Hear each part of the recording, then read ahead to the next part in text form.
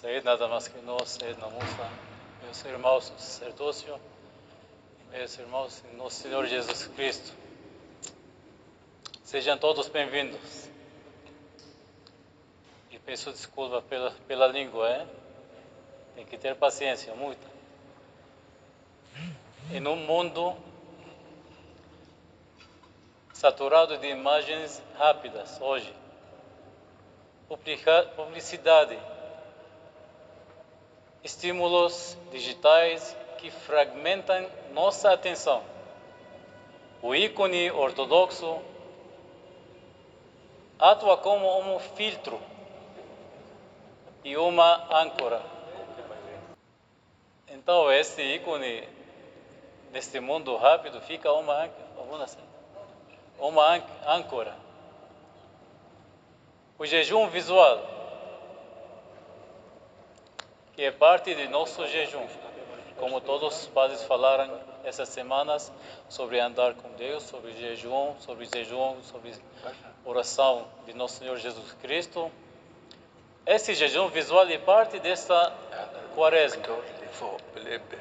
O jejum visual não consiste apenas em fechar os olhos, mas em educar a forma como vemos. Enquanto as imagens do mundo apelam para a curiosidade, o desejo de consumir o que é novo, excitante ou chocante, todos gostamos. O ícone, ao contrário, convida a contemplação. O ícone não muda, ele espera. Ao focar em um ícone, você treina a mente para repousar em uma única verdade, combatendo a dispersão visual. Os ícones são escritos com uma técnica que evita o realismo sentimental, o drama exagerado. As figuras são estilizadas. As cores têm significados teológicos. E a perspectiva é muitas vezes invertida, ao contrário de nosso mundo. Essa austeridade visual ajuda no jejum. A tradição patrística ensina que a mente não fica vazia, nunca fica vazia nossa mente. Se não a preenchermos com o que é bom, ela se encherá com o que é vão. O ícone serve como uma substituição santa durante o período de jejum da quaresma. Ao evitar telas celulares, o fiel preenche seu horizonte visual com a presença da Theotokos, de Nosso Senhor Jesus Cristo ou dos santos, santificando a sua imaginação. Hoje o nosso convite não é apenas para analisar essa obra de arte, mas para realizar um exercício de contemplação para a tradição cristã ortodoxa.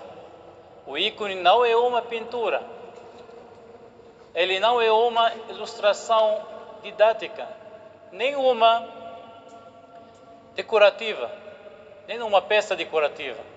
O ícone é o que chamamos de sacramental. Como nos ensinou o grande teólogo Leonid Osbensky, uma das maiores autoridades do século XX, sobre o tema o ícone e teologia em cores. É teólogo russo que tem muitos livros sobre ícone. Enquanto a teologia escrita usa conceitos e palavras, a iconografia usa luz, pigmentos e geometria também para comunicar a mesma verdade. Diferente da arte que busca o realismo carnal, o ícone busca a transfiguração. Ele não quer mostrar como as coisas são fisicamente, mas como eles são à luz do reino de Deus. Simplesmente ele escrevia. Por isso, um iconógrafo como Santo André Rublev não pintava, simplesmente ele escrevia o ícone após longos períodos de jejum, silêncio e a prática da oração de coração, oração de Jesus. O ícone da Santíssima Trindade, que vamos analisar hoje, é considerado a norma das normas na iconografia. A expressão máxima da mística cristã ortodoxa. Para falarmos da Trindade, precisamos falar do homem, da Trindade falando do ícone. Precisamos falar do homem que recebeu a graça de pintá-la ou escrevê-la. O Santo André Rublev, o ícone dele. Rublev não era um artista de ateliê, mas monge. Ele viveu o que a tradição chama issicasmo, a busca pelo silêncio interior através da oração contínua. Os cronistas da época dizem que André e seu companheiro Daniel passavam as missas, ofícios, serviços da igreja, olhando para os ícones antigos com as mãos erguidas em êxtase, purificando a mente antes de tocarem no pincel, antes de começar a escrever o ícone. Santo André Rublev foi canonizado pela Igreja Russa Ortodoxa em 1988. Não apenas por sua técnica, não porque foi um pintor, mas por sua santidade. Na iconografia em geral, dizia-se que para pintar a luz era preciso ser luz. Ele seguiu os ensinamentos de São Sérgio de Radonez, que via na unidade da Trindade o modelo para a vida humana. Rublev não inventou uma imagem. Ele deu forma ao que via em suas orações. No Conselho dos 100 Capítulos, Stoglav, no século XVI, a Igreja declarou que o ícone de Rublev era o modelo absoluto para representar a Santíssima Trindade. Todos os iconógrafos deveriam pintar a Trindade como Rublev a escreveu. Ele conseguiu o que poucos conseguiram: retirar o eu do artista para deixar apenas o nós de Deus aparecer. Para entendermos a profundidade desta obra, precisamos viajar para a Rússia do início do século XV, por volta de 1411. Santo André Rublev viveu num tempo de extrema violência. A Rússia estava sob o jugo mongol, sofrendo invasões constantes, guerras entre príncipes da Rússia, fome e peste. Rublev era um monge do mosteiro da Trindade, São Sérgio. Ele era discípulo espiritual de São Sérgio de Radonez, um santo que pregava que a contemplação da unidade da Trindade era o único remédio contra a odiosa divisão do mundo. É fascinante notar que enquanto o mundo exterior de Rublev era marcado pelo sangue e pelo caos, o mundo interior que ele projeta neste ícone é de uma paz absoluta. Ele não pintou a guerra que via, ele escreveu a paz que sua alma habitava. Esta é a primeira grande lição de Rublev. A beleza e a harmonia são atos de resistência espiritual. A base bíblica deste ícone é o capítulo 18 do livro dos Gênesis, conhecido como hospitalidade de Abraão. A história conta que 3 viajantes misteriosos visitaram Abraão nos carvalhos de Mamré. Abraão os recebeu com generosidade. E a tradição cristã sempre viu nesta visita uma prefiguração da Santíssima Trindade. Na iconografia anterior a Rublev, era comum ver na imagem o próprio Abraão e sua esposa Sara, como vemos aqui, servindo à mesa, o bezerro sendo preparado e muitos detalhes do banquete. Rublev realiza uma limpeza teológica. Ele remove o tempo e o espaço humano, ele retira Abraão e Sara, ele deixa apenas os 3 anjos. Por que ele faz isso? Para nos dizer que o que estamos vendo não é apenas um evento que aconteceu no passado, mas o conselho eterno de Deus. Estamos vendo o amor íntimo entre as 3 pessoas divinas antes da criação do mundo. Leonid Osbensky destaca que a composição de Rublev é baseada no círculo, como vemos aqui. Se observarmos as inclinações das cabeças e a curvatura dos corpos, veremos uma circunferência perfeita. O círculo não tem início, círculo em geral, não tem início nem fim. É o símbolo da eternidade e da igualdade absoluta entre as pessoas. Círculo é símbolo de perfeição. Vamos analisar a identidade de cada anjo, da esquerda para a direita, conforme a interpretação de Osbensky. O pai à esquerda, notem que ele veste cores mais pálidas e douradas.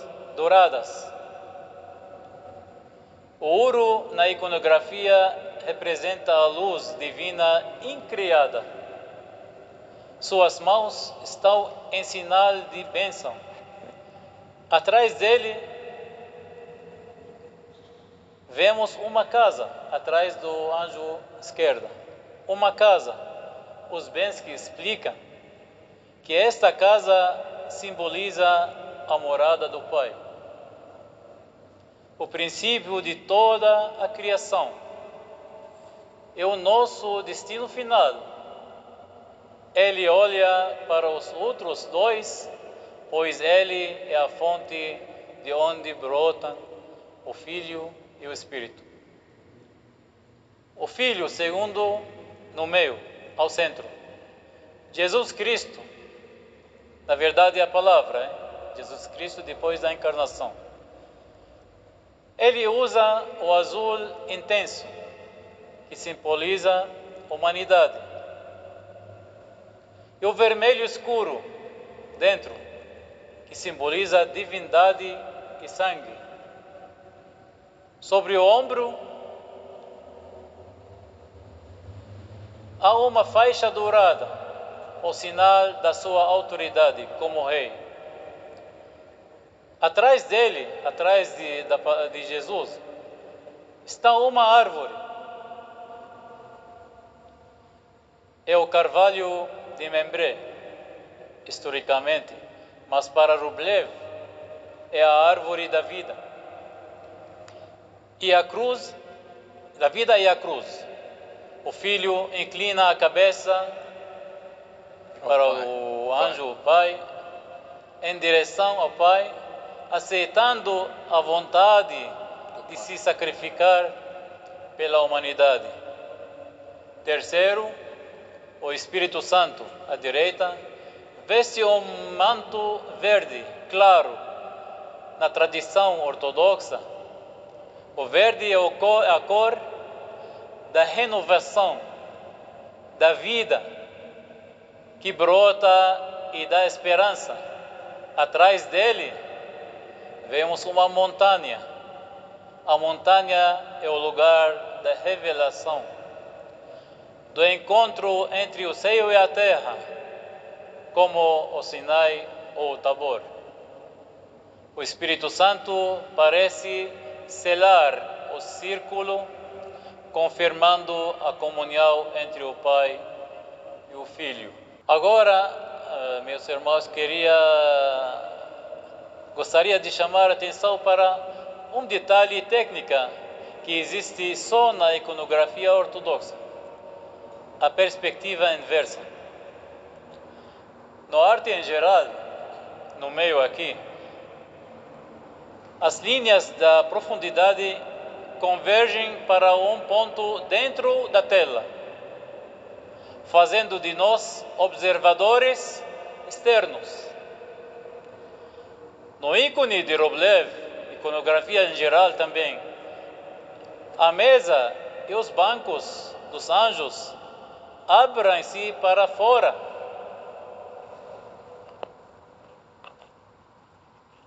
Aqui, abrem para fora.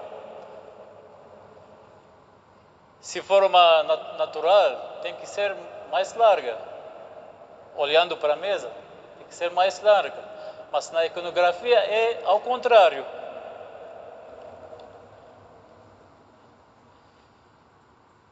As linhas convergem para o espectador. Os bens que afirma que isso significa que Deus não é um objeto de estudo que observamos. É Deus quem nos observa. Ele está observando. Nos atrai para dentro da sua vida. O ponto de fuga é o nosso coração. Então, no ícone ortodoxo aqui também, estamos dentro do ícone. Se ficarmos fora, vamos ver uma mesa larga. Mas porque estamos dentro, o Deus está olhando para nós, fica assim. No centro da mesa, vemos um cálice. Dentro do cálice, há a cabeça de um bezerro, o cordeiro, símbolo do sacrifício eucarístico. Mas há um segredo visual aqui no ícone do Rublev. Se você olhar para o contorno formado pelos anjos da esquerda e da direita, verá que o próprio espaço vazio, como aqui, entre eles forma um enorme cálice. O anjo do centro, que é Cristo, está dentro deste cálice maior. O amor da Trindade é em sua essência, um amor que se dá, que se entrega. Para concluir esta nossa jornada contemplativa, convido-os a olhar para a base do ícone. Na frente da mesa há um pequeno retângulo escuro, muitas vezes interpretado como um lugar para relíquias, ou simplesmente um espaço vazio. Andrei Rublev não fechou o círculo. O círculo ele não fechou com propósito. Ele deixou um espaço aberto na mesa. A Trindade não é um clube fechado de 3 pessoas divinas. Ela é uma comunidade de amor que se abre para a humanidade. Aquele espaço vazio é o nosso lugar. Como nos recorda a teologia ortodoxa, e os escritos de Ouspensky, o objetivo final da vida humana é a theosis, a divinização portuguesa. Somos chamados a sentar-nos à mesa de Deus. Que ao sairmos daqui, meus irmãos, hoje, possamos levar não apenas informações sobre uma pintura famosa, mas a percepção de que mesmo em meio às odiosas divisões do nosso tempo, existe uma harmonia eterna que nos convida a entrar. Amém.